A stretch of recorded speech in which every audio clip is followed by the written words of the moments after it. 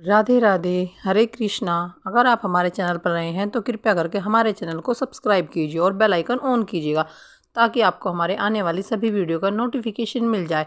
इस बार साल 2025 में देव उठनी एकादशी का व्रत किस दिन रखें, इस बारे में बहुत ज़्यादा असमंजस्य बना हुआ है क्योंकि एकादशी तिथि 2 दिन लग रही है और साथ ही साथ एकादशी तिथि पर इस बार भद्रा भी है और भद्रा का वास मृत्युलोक में रहेगा और ऐसे में भद्रा काल में कोई भी शुभ या मांगलिक कार्य नहीं किया जाएगा क्योंकि मृत्युलोक की भद्रा समस्त शुभ कार्यों के लिए अशुभ मानी जाती है।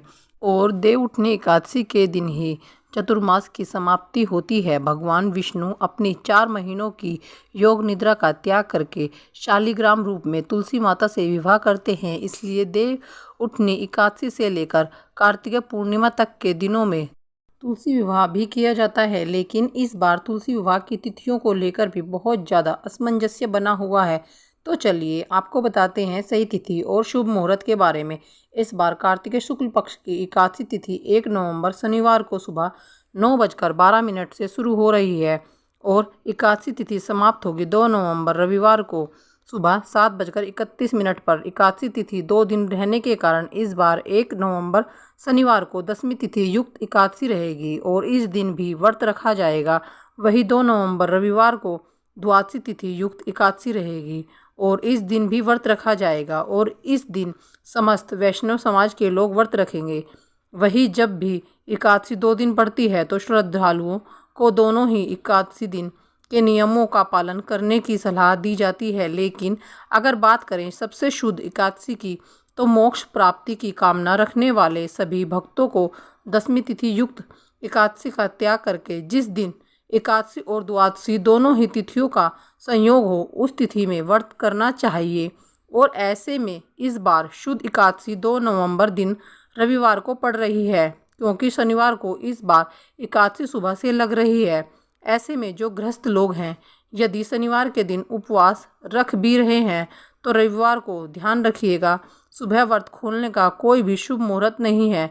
दोपहर के बाद से ही आप एकादशी का व्रत रविवार को खोल सकते हैं। इस बार शनिवार के दिन भद्रा रात 8:27 से लगेगी और भद्रा काल की समाप्ति अगले दिन रविवार को सुबह 7:31 पर होगी।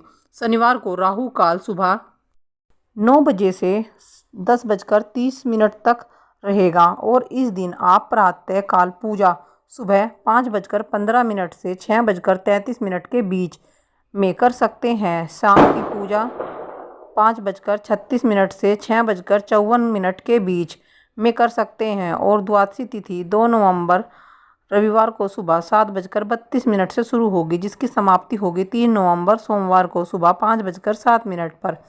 रविवार को क्योंकि ब्रह्म मुहूर्त से लेकर सुबह 7:31 तक भद्रा रहेगी तो भद्रा के समय में आप विवाह संबंधी कार्य ना करें। लेकिन जो भी दैनिक पूजा है या कार्तिक मास की जो पूजा है वह भद्रा के समय कर सकते हैं और इस दिन ब्रह्म मुहूर्त सुबह 5:01 से 5:49 तक रहेगा। सूर्य उदय होगा सुबह 6:36 पर।